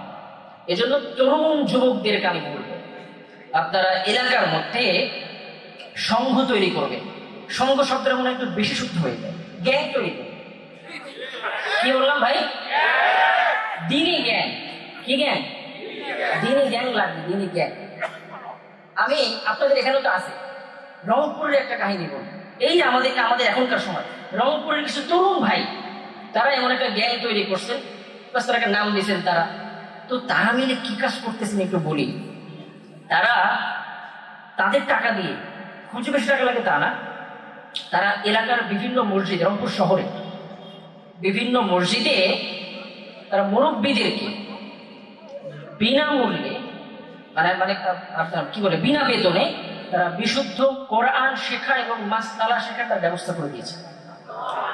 বিনিময়ে তারা ওই ইমাম সাহেবকে বাহিনী শেখাবেন, ওনাকে ছাড়িয়ে দেয়। এর ফলে কি হয়েছে একটু বলি। তারা দীর্ঘ 1 বছর যখন মেহনত এভাবে করতেছে, শহরের প্রায় 10-12টা মসজিদে প্রায় কয়েকশো মুরব্বী, শহরের গণ্যমান্য মুরব্বী, সবাই তারা বিশুদ্ধ কোরআন শিখে ফেলতেছেন, বা তারা কোরআনের সুন্নাহর বিধান জানতে পারতেছেন। এই শহরের মধ্যে কয়েকশো মুরব্বী, যাদের মধ্যে গণ্যমান্য ব্যক্তি আছে, তারা যখন আপনাদের মাধ্যমে কোরআন শিখতে পারতেছে, সুন্নাহ শিখতে পারতেছে, এবং সে ওস্তাদের মাধ্যমে কোরআন সুন্নাহর বিধানগুলো তারা জানতে পারতেছেন, তখন তারা আপনার পক্ষে চলে যাবে না ভাই? যাবে কিনা ভাই? যাবে। এই কাজটা আপনারা করবেন আপনাদের এলাকার মধ্যে। আমি তো মোটামুটি আমি যতদূর জানি আপনাদের এই ফাউন্ডেশন, আল্লাহ ফাউন্ডেশন মোটামুটি এমন কাজটাই তারা করতে চাচ্ছেন। আমি অবশ্যই যুবকদেরকে বলবো, দাওয়াতি কাজ করতে গেলে একা কখনো হয় না। সংঘ তৈরি করবেন, দল তৈরি করবেন, একসাথে হয়ে কাজ করবেন। কোনো যে একেবারে সংগঠন একেবারে নাম পদবিতে কোনো জরুরি না, কোনো পদ পদবি লাগবে না। আপনারা এলাকার যত যুবক, ইসলামপন্থী যুবক, আপনারা একসাথে হবে, আপনারা পরামর্শ করবেন যে আমরা আমাদের এলাকার যুবকদেরকে আমরা কিভাবে দিনের পথে আনতে পারি। আমি জিহাদের পথে বলি নাই, প্রথমে কি বলছি ভাই? কি বলছি ভাই? দিনের পথে আনতে হবে, এটা জরুরি। ব্যাখ্যা, মানে এটা শব্দটা কেন বললাম, এটা অনেক বিস্তারিত কারণ এবং অনেক ফিতনার কারণ হয়ে দাঁড়ায়। আমি কি বললাম ভাই, আপনাদের নিয়ম কি থাকবে? এলাকার যুবকদেরকে দ্বীনের পথে আনতে হবে। আপনারা এলাকার ওলামায়ে কেরামদের সাথে আপনারা সম্পর্ক রাখবেন। আমরা অনেক এলাকার আলেমদের সাথে আমরা অনেকে সম্পর্ক রাখতে চাই না। ভাই আপনারা আমার কথা বুঝতেছেন ভাই? কোনো সমস্যা হচ্ছে? আচ্ছা, এলাকার আলেমদের সাথে সম্পর্ক রাখেন। আমাদের অনেক যুবক তারা একটু ভুল কাজ করেন। কি করেন? এলাকার আলেমদের সাথে তারা সম্পর্ক রাখেন না, তারা সম্পর্ক রাখেন দূরবর্তী অন্য বিভাগের অন্য এলাকার কোনো আলেমের সাথে, শুধু অনলাইন। বাস তাকে শুধু মেসেজ দেন, সাহেব আমি আপনার বহুত বড় ফ্যান, এখন আপনার এসি হতে চাই, ওই সাহেব উত্তর দিয়ে দেন, শেষ। আলহামদুলিল্লাহ। এবং সে বলে আমি তো অমুক সাহেবের বহুত বড় ফ্যান এবং আমি তার বহুত কাছের লোক। ভাই এটার নাম সোহবত না। এটার নাম কি না ভাই? সোহবত না। আপনার মসজিদের ইমাম, আপনার মসজিদের খতিব, আপনার এলাকার মাদ্রাসার ওস্তাদের সাথে সম্পর্ক রাখবেন। আপনি তাদের কাছে যাবেন, মাসে একবার দুইবার যাবেন, সপ্তাহে একবার যান, 1 ঘন্টা তাকে সময় দেন। আপনি তার কাছে 1 ঘন্টা সময় নেন, তার কাছে আপনি বিভিন্ন বিষয়ে পরামর্শ করেন। আপনি বিভিন্ন মাসালা জানলেন, কোরআন শিখেন, অত্যন্ত জরুরি। হয়তো জিহাদের কথা বলেন না ভাই, আপনার তার কাছে জিহাদের কথাই শুনতে হবে কেন? আপনি ইমানের কথা শেখেন, আপনি আমলের কথা শেখেন, সুন্নাহর কথা শেখেন। এই সমস্ত কথা তো আপনার এলাকার ইমাম সাহেব কি বলেন না? আমাদের অনেক যুবক দেখেন এই সমস্ত আমলের কথাকে তারা গুরুত্ব দেন না। এজন্য ভাই জিহাদ কি শুধু আপনি অস্ত্র নিয়ে নাম লামার হয়ে গেল? হবে নাকি ভাই? ওই যে প্রথমেই বললাম, ইমানের প্রস্তুতি নিতে হবে, আমলের প্রস্তুতি নিতে হবে। এই ধরনের প্রস্তুতি নেওয়ার জন্য ইমান আমল কেন্দ্রিক কথা আমার শোনা জরুরি। বুঝতে পারতেছি ভাই? এই জন্য স্থানীয় উলামায়ে কেরামদের সাথে আমাদের সম্পর্ক বজায় রাখতে হবে। নাম্বার 2, এই দাওয়াতি কাজটা করতে গিয়ে আমরা আরো বিভিন্ন সুরত কায়েম করতে পারি। যেমন এলাকার মধ্যে কোরআন শিক্ষার ব্যবস্থা করা এবং মাসালা মাসাইল শেখার ব্যবস্থা করা, দ্বীনি হালাকার ইন্তজাম করা। দ্বীনি হালাকা আপনারা মাসে একবার একটা ইন্তজাম করবেন, মাসে একটা। আপনাদের হয়তো বা কোনো স্থানীয় কোনো মসজিদে বা কোনো মাদ্রাসায় বা কোনো স্কুল ভবনে, স্কুলের রুমে বা কারো বাসাতে স্থানীয় কোনো আলেম এনে বা পার্শ্ববর্তী এলাকার কোনো আলেম এনে বা ইয়া করালেন, তিনি ওই আলেমদের ইমান নিয়ে বয়ান করলেন, আমল নিয়ে বয়ান করলেন, সুন্নাহ নিয়ে বয়ান করলেন। এগুলো চালু রাখতে হবে। এগুলো কি করতে হবে ভাই? আচ্ছা, এই কাজগুলোর কি ফায়দা একটু বলি। এই কাজগুলো আপনি যতদিন চালু রাখবেন, আপনি যদি ধরেন এই কাজগুলো আজকে চালু করলেন, 1 বছর পরে দেখবেন আপনি পৃথিবীতে যে ইসলামী আইন চালু করতে চান, কোরআন সুন্নাহর আইন চালু করতে চান, 1 বছরে এমন মেজাজের, এমন চিন্তা ফিকিরের অন্তত 10 জন যুবক তৈরি হয়ে গেছে। আমাদের এমন যুবক লাগবে না ভাই? লাগবে কিনা ভাই? লাগবে। এই যুবক তৈরি করতে হলে আগে আমাদের ফিল্ড তৈরি করতে হবে। এই ফিল্ড তৈরি করার জন্য দাওয়াতটা জরুরি। বুঝতে পারছি ভাই? এই জন্য সবচেয়ে ভালো হয় দাওয়াত তাবলীগের যে স্রোত চলতেছে আমাদের মধ্যে সারা বাংলাদেশ ব্যাপী, সারা বিশ্বব্যাপী, এই কাজের সাথে জড়িত থাকা। বিশেষত যারা যুবক, যারা আমাদের ভাই যারা তাবলীগ করেন, তাদেরকে বলবো অবশ্যই উলামায়ে কেরামদের সাথে সম্পর্ক রাখবেন এবং উলামায়ে কেরাম যেইভাবে তারা তাবলীগ করতে বলেন, যেই ভুলগুলো থেকে তারা বাঁচতে বলেন, যেই ভুল কথাগুলো তারা বলতে মানা করেন, যেই ভুল চিন্তাগুলো তারা লালন করতে নিষেধ করেন, ওই কাজগুলো থেকে বিরত থাকতে হবে। বুঝতে পারছি ভাই? দাওয়াত তাবলীগ হলো যুবকদেরকে এনগেজ করার অন্যতম একটা মাধ্যম। আপনি একসাথে অনেককে পেয়ে যাবেন, যেটা আপনার আসলে দাওয়াত তাবলীগের স্রোত ছাড়া সবসময় একত্র করা সম্ভব না। এখন অনেকে বলেন যারা আসলে দাওয়াত তাবলীগে তো জিহাদের কথা বলে না, বা আপনার কুফর শিরকের কথা বলে না, তাগুতের কথা বলে না। এটা তো আমরাও তো বলি, আপনারও তো দাওয়াত তাবলীগের সময় দিয়ে আসুন বলে না, এটা আমরা মানি। এখন এর সমাধান কি? আপনি যে ভাবতেছেন যে আসলে কোনো বলা দরকার, আপনি এসে দাওয়াত তাবলীগ সময় দেন না ভাই। দাওয়াত তাবলীগ তো আপনার মতো এমন বিশুদ্ধ চিন্তার যুবকদেরকে খুঁজতেছে। আমার কথা বুঝতে পারতেছি ভাই? আপনি সময় দেন, আপনি চিল্লায় বের হন, আপনি বয়ান করার সুযোগ পাবেন, আপনি গাছের সুযোগ পাবেন, আপনি বয়ানের মধ্যে আপনি এগুলো কি করলেন, আপনি ইমান ধ্বংসের কারণ বললেন, আপনি তাগুত নিয়ে আলোচনা করলেন, ইমান নিয়ে আলোচনা করলেন। ইমানের আলোচনা তো বিস্তৃত। আপনি যতদিন ময়দানে না নামবেন, চেয়ারে না বসবেন, মিম্বরে না বসবেন, ততদিন তো সেই ময়দান থেকে, সেই মিম্বর থেকে বিশুদ্ধ কথা বের হবে না। এই জন্য যারা বিশুদ্ধ চিন্তা পালন করি, পৃথিবীতে ইসলামে চালু করতে চাই, তাদের জন্য জরুরি দাওয়াত তাবলীগের সময় দেয়া। তাহলে আপনি একসাথে অনেক লোককে আপনি অনেক কথা বলতে পারবেন, আপনি যেটা আসলে অনেক সময় এত লোককে পাবেনও না। বুঝতে পারছি ভাই? আচ্ছা, এর পরবর্তী কথা, আমাদের জিহাদ বিষয়ে কিছু ফোবিয়া কাজ করে আমাদের ভিতরে, জিহাদ ফোবিয়া। আমি এই বিষয়ে একটু আগে লম্বা আলোচনা করলাম। মূলত আমাদের ভিতরে এই চিন্তাগুলো কেন আসে, আমরা জিহাদকে আমরা কেন খারাপ ভাবি, আমরা কেন ভাবি যে হক মেসেজ মানে খারাপ, বিষয় একটু আগে করেছি, আমি কথা বলেছি। এছাড়াও জিহাদ ফোবিয়ার একটা বিষয় আছে আমাদের, এবং এই বিষয়টা আমাদের অনেক মুসলিমদের মধ্যেই আছে। এই ফোবিয়া দূর করতে হলে সবচেয়ে যেটা গুরুত্বপূর্ণ কাজ, জরুরি কাজ, এই বিষয়ের আলোচনাগুলো বেশি বেশি করতে হবে। বুঝতে পারছি ভাই? কি করতে হবে? এই বিষয়ক আলোচনাগুলো সবাই কি করতে হবে? বেশি বেশি। ভাই সবার মনোযোগ আছে তো? ইনশাআল্লাহ আছে ভাই। সবাই বলি তাকবীর, তাকবীর। মনোযোগ ধরে রাখি ইনশাআল্লাহ। আজকে তো পৃথিবীতে এত বিধর্মীদের আওয়াজ উচ্চস্বরে সবাই দিচ্ছে, কোরআন সুন্নাহর বিপরীত আইন সবাই দিচ্ছে, তা আমরা তাকবীর দিলে কি সমস্যা? সমস্যা আছে ভাই? পৃথিবীতে কার ধ্বনি উচ্চারিত হবে? কার বরত্বের কথা বলা হবে? কার জয়গান গায়া হবে ভাই? তাকবীর বলতে সমস্যা কোথায়? অনেকে দেখবেন এতেও ভয় পায়, আরে ভাই তুমি তাকবীর বলো কেন? আছে, আমাদের সামনে ঘটনা আছে। তাকবীর বসে থেকে বাস্তবে খারাপ ভাবতেছে সে জঙ্গি। কি ভাবতেছে ভাই? ভাই জঙ্গি শব্দ খারাপ। আপনি বাংলা লুগাত করেন, বাংলা অভিধান দেখেন, জঙ্গি শব্দের অর্থ কি? কি বল ভাই, একটু বলেন তো অর্থ কি জঙ্গি শব্দের অর্থ কি? যোদ্ধা যদি খারাপ হয়, জঙ্গি যদি খারাপ হয়, তাহলে কি বলবেন? খারাপ ছিলেন হুজুর সাল্লাল্লাহু আলাইহি ওয়াসাল্লাম।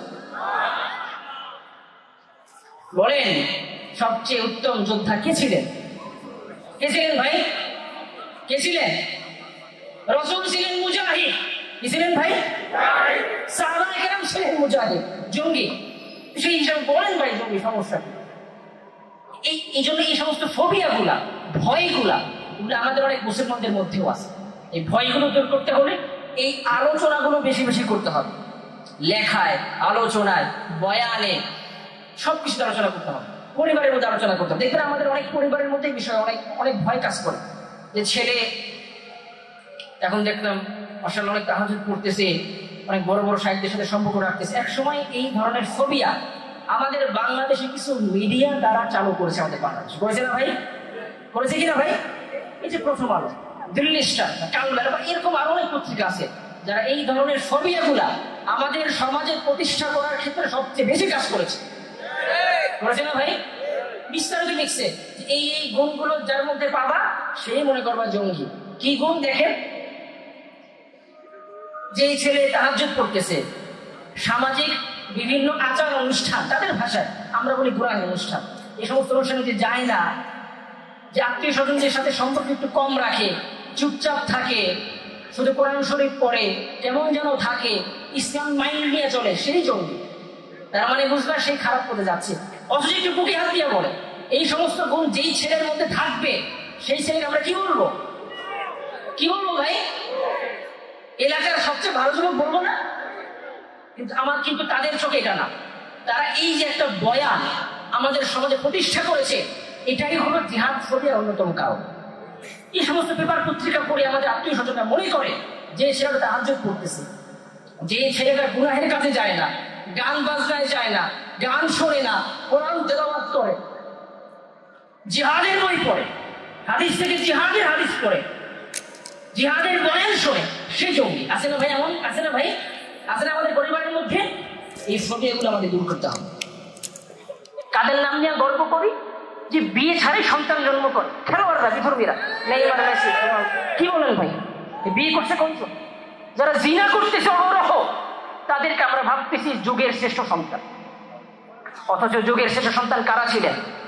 বলেন কারা? কারা? আর কে? আর কে? হ্যাঁ মাশাআল্লাহ। এই উম্মতের শ্রেষ্ঠ সন্তানদের নাম আমরা কয়জন যুবক জানি ভাই? কয়জন তাদের ইতিহাস পড়ি? এর একটা আফসোসের জায়গা না ভাই? এই দেখেন, এই যে একটা ক্ষেত্র, এত যুবক জানি না, এটা একটা দাওয়াতের জায়গা না ভাই? উম্মতের শ্রেষ্ঠ সন্তানদেরকে ওনাদের সামনে পরিচয় করাতে হবে না ভাই? তাদেরকে বলতে হবে না যে আমরা তাদের উত্তরসূরি, তারা আমাদের পূর্বসূরি? তাদেরকে পরিচয় করে দিতে হবে না মুহাম্মদ বিন কাসেমের কথা, যার মাধ্যমে আজকে আমরা মুসলমান বলে দাবি করতে পারতেছি? হিন্দুস্তান ইসলাম কে আনছে? কে আনছে ভাই? কোন খেলোয়াড় আনছে? কে আনছে? মুহাম্মদ বিন কাসেম। উনি ইসলাম আসেন কোন মাধ্যমে? আমি হিন্দুস্তানে পার্লামেন্টে ভোটে দাঁড়াইলাম, সবাই মানে মিলে ভোট দিল অমুক মার্কায়, আমি এমপি হয়ে যাব, এই পন্থায় আনছেন? কোন পন্থায় আনছেন বলেন? ইসলাম আল জিহাদ বাযুন ইলা ইয়াউমিল কিয়ামাহ। তাদেরকে আমরা যদি আমাদের যুব সমাজের কাছে পরিচয় দিতে না পারি, আজকালকার মানে যুবকেরা খেলোয়াড়দের কথা শুনলেই অনেক সময় দেখি, অনেক মানে দেখি ফেসবুকে দেখি অনেকে পোস্ট করে যে আজকে অমুক খেলোয়াড়ের এই ইনিংসটা দেখে, এই ম্যাচটা দেখে শরীরের পশম দাঁড়ায় গেছে। কেন? আবেগী। এই সমস্ত উম্মতের শ্রেষ্ঠ সন্তান যারা ছিলেন, তাদের ইতিহাস পড়ে কখনোই কি আমার শরীরের পশম দাঁড়িয়েছে? মুহাম্মদ বিন কাসেমের ইতিহাস শুনে কখনো কি শরীর পশম দাঁড়িয়েছে? বয়স বলেন তো, তার বয়স কত ছিল? 40, 50, 60, 70? কত? 17। যে এই বয়সে অনেকে খেলায় চান্সও পায় না। চান্স পায় অনেকে, খেলার চান্সও পায় না। 17 বছর বয়সে একজন টকবগে তরুণ, তখনও যুবক হন নাই, মানে আপনার কিশোর বয়স পার হচ্ছেন মাত্র। কি বলেন? বিয়ে করছেন হাজ্জাজ বিন ইউসুফের একমাত্র কন্যা জুবাইদাকে, যাকে বলা হতো বসরার সবচেয়ে সুন্দরী নারী। বিয়ের কিছুদিন পরে জিহাদের ডাক আসলো, হিন্দুস্তান যেতে হবে। পরপর অনেকগুলো বাহিনী পাঠানো হয়েছে, কোনো বাহিনী বিজয় লাভ করতে পারেনি। আমাদের মুসলিম ভাই বোনের আটকা পড়ে আছে, এখন তোমার যেতে হবে। মাত্র বিয়ে করছেন, যাওয়ার সময় স্ত্রীর কাছে যখন বিদায় নিতে গেলেন, স্ত্রী বলতেছেন যে আপনি মাত্র আমাকে বিয়ে করলেন, আমাকে ছেড়ে আপনি চলে যাবেন। এগুলো আমরা পড়ছি মুহাম্মদ বিন কাসেমের জীবনে, দেখলে পড়ি আমরা।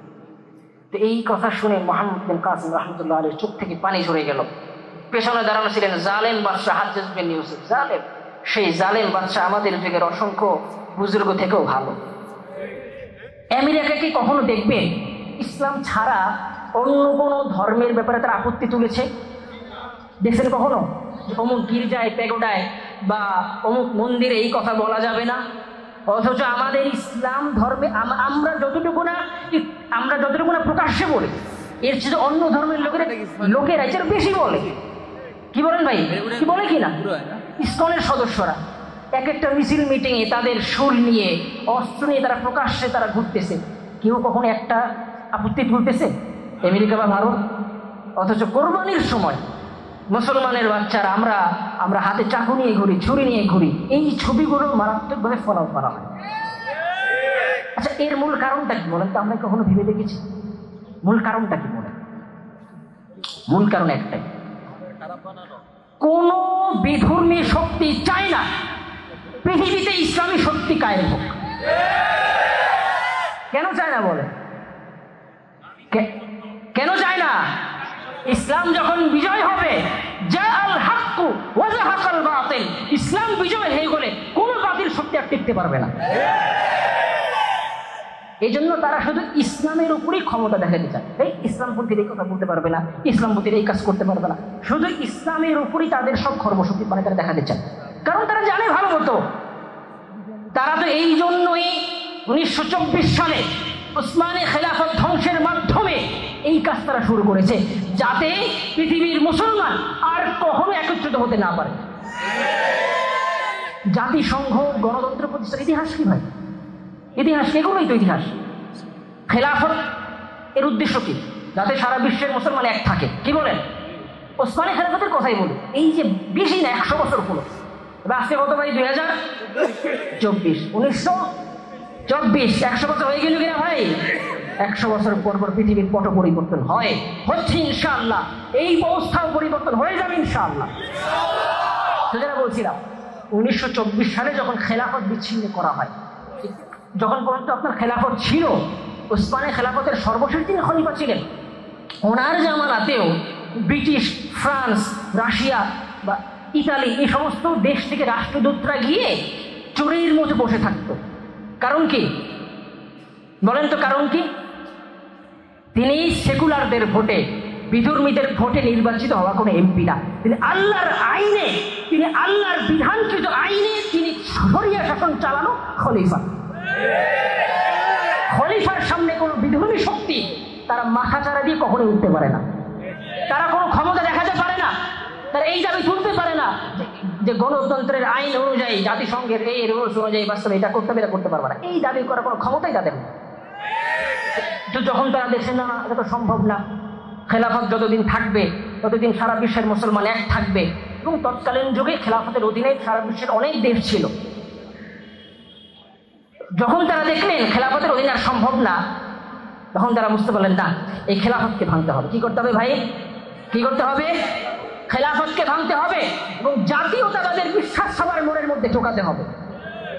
ফলে কি হলো, যতদিন খেলাফতের বিশ্বাসে মানুষ বিশ্বাসে ছিল, ততদিন বর্ষা থেকেও হিন্দুস্তানে বিজয় করতে আসছে।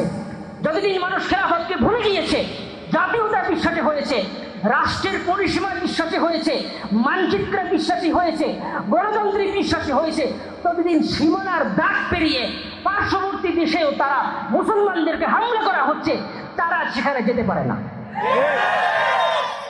এটাই কারণ, যতদিন খেলাফত ছিল ততদিন সম্ভব ছিল না। যতদিন গণতন্ত্র থাকবে, জাতীয়তাবাদ থাকবে, রাষ্ট্রের মানচিত্র পরিসীমা পরিসীমা থাকবে, যে এই রাষ্ট্রের জন্য এই বিধান, এই রাষ্ট্রের জন্য এই বিধান, ততদিন আমরা আমাদের পার্শ্ববর্তী এলাকায়, ধরেন আপনি এখানে দাঁড়িয়ে আছেন, এই বাংলাদেশের ম্যাপ, এইখানে হলাম আপনাদের মায়ানমার বা ইন্ডিয়া, আপনি চোখে দেখতে পারতেছেন আপনার সামনে আপনার ভাইদেরকে হত্যা করা হচ্ছে, আপনার বোনদেরকে ধর্ষণ করা হচ্ছে, আপনি কোনো কিচ্ছু করতে পারবেন না। এই জন্য ভাই সর্বশেষ কথা, লম্বা আলোচনা করে ফেলছি, আমার সার কথা সবাই বুঝেছে তো ভাই ইনশাআল্লাহ? কোন আইনে শান্তি ভাই? কিসে শান্তি? উম্মার মুক্তি কোন পথে? কোন পথে ভাই? শান্তি কায়েম হবে কোন পথে? বিচার হবে কোন পথে? ইনসাফ কায়েম হবে কোন পথে? আমরা সেই পন্থায় পৃথিবীতে চালু করতে চাই কিনা ভাই? যতদিন পর্যন্ত দেহে আমাদের রক্ত আছে, ইনশাআল্লাহ আমরা পৃথিবীতে ইসলামী আইন, পরিপূর্ণ শরিয়া শাসন কায়েম করার জন্য আপ্রাণ চেষ্টা করে যাবো ইনশাআল্লাহ। আসসালামু আলাইকুম ওয়া রাহমাতুল্লাহি ওয়া বারাকাতুহু।